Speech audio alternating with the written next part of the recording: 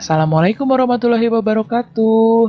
Halo anak-anak semua. Hari ini kita akan belajar tema 2, subtema 2, pembelajaran ke-6.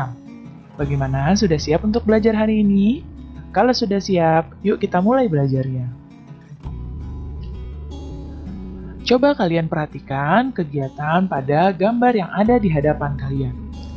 Pernahkah kalian melakukan kegiatan seperti gambar di samping?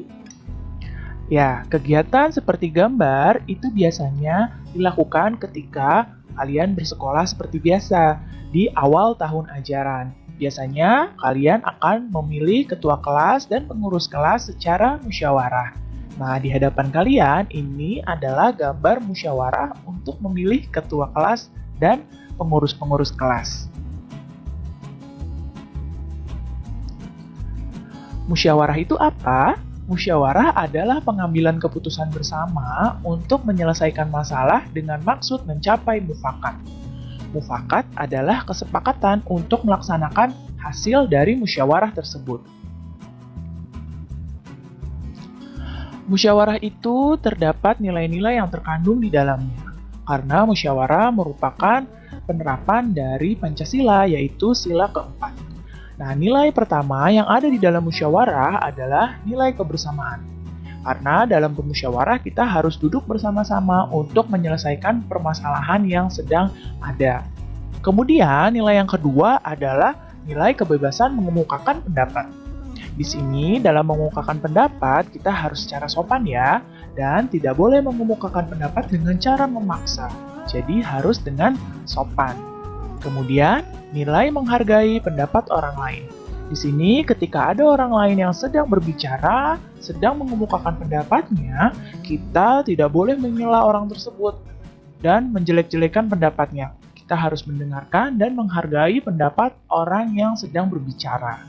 Kemudian, nilai yang selanjutnya adalah nilai jiwa besar serta lapang dada, melaksanakan hasil keputusan dengan penuh rasa tanggung jawab. Nah, ciri-ciri musyawarah untuk mufakat antara lain sebagai berikut. Yang pertama, musyawarah itu harus sesuai dengan kepentingan bersama, bukan kepentingan sendiri atau kepentingan golongan tertentu.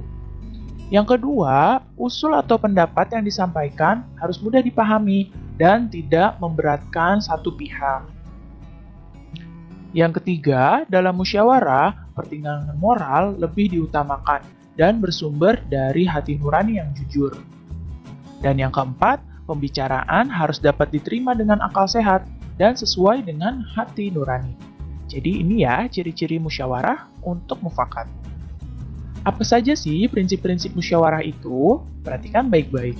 Yang pertama, prinsip musyawarah adalah harus dilandasi dengan akal sehat dan hati nurani yang luhur. Kemudian, musyawarah harus dilandasi dengan semangat gotong royong dan kekeluargaan. Kemudian, musyawarah juga berprinsip untuk mengutamakan kepentingan umum.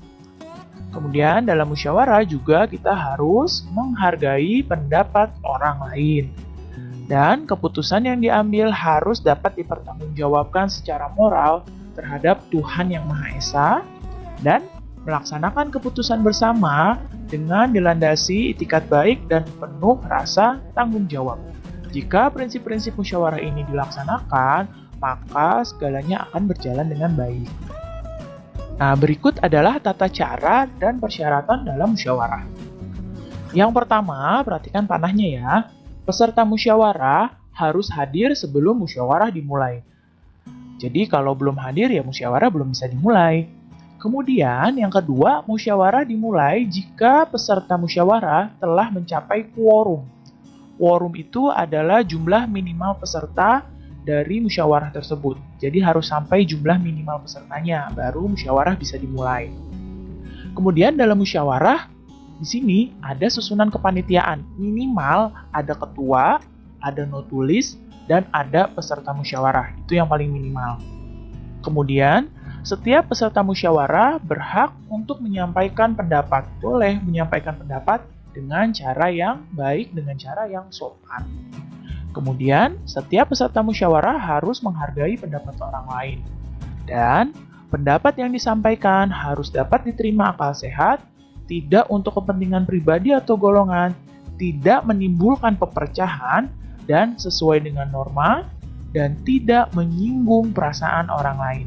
Jadi, dalam bermusyawarah, tata cara dan persyaratan ini harus dilakukan supaya musyawarah dapat berlangsung dengan baik. Nah, berikut adalah cara-cara mengeluarkan pendapat dalam musyawarah. Yang pertama nih, ketika kamu ingin berpendapat dalam musyawarah, kamu harus mengacungkan tangan sebagai tanda izin untuk bicara. Setelah mengacungkan tangan, kamu baru berbicara setelah dipersilakan. Jadi jangan langsung berbicara, tapi tunggu dipersilakan, baru kamu berbicara. Kemudian yang ketiga, kalau ada yang berbicara, kamu harus tunggu sampai yang bicara itu selesai. Supaya apa? Supaya bisa terdengar pendapatnya. Kalau saling berbentrok berbicara, tidak akan bisa terdengar pendapatnya. Jadi harus saling menunggu supaya pembicaraannya dulu selesai, baru kamu berbicara. Kemudian yang keempat adalah bersikap sopan. Ya, dan yang kelima, dalam berpendapat itu, usahakan suaranya cukup jelas. Ya.